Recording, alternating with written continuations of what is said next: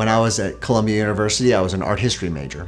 And I always knew I wanted to get into medicine, but I loved art and I just was drawn to it.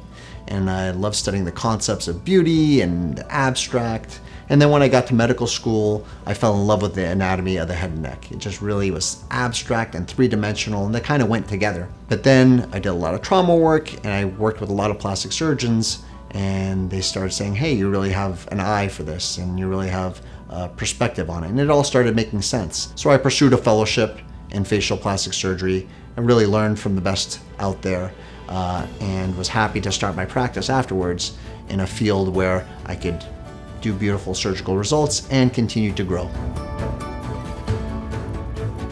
The consultation process in my practice is one where you're going to be given the opportunity to express your concerns and your goals. It starts with a first phone call.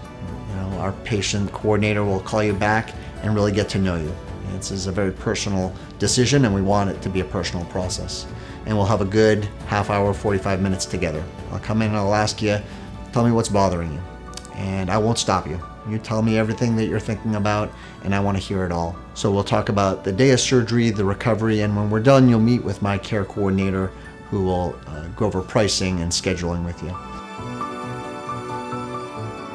Patients have an idea in their head of what recovery from facial plastic surgery is going to be like, right? They hear horror stories online, but there have been huge advancements in our ability to recover and make a comfortable experience for patients.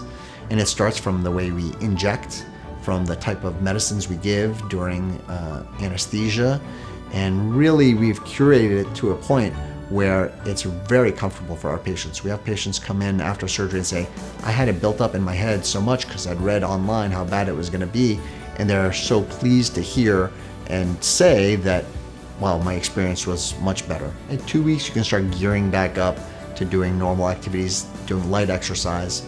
But at 4 weeks, that's when you have, full release of activity. You can get your hair done, you can get Botox, fillers, exercise how you want. Really at 4 weeks for all our surgeries, you're back to normal. At Balikian Facial Plastic Surgery, we want to make sure that you have a quick and easy recovery. We've taken great strides in making sure every step of the way is geared towards a quick, easy experience.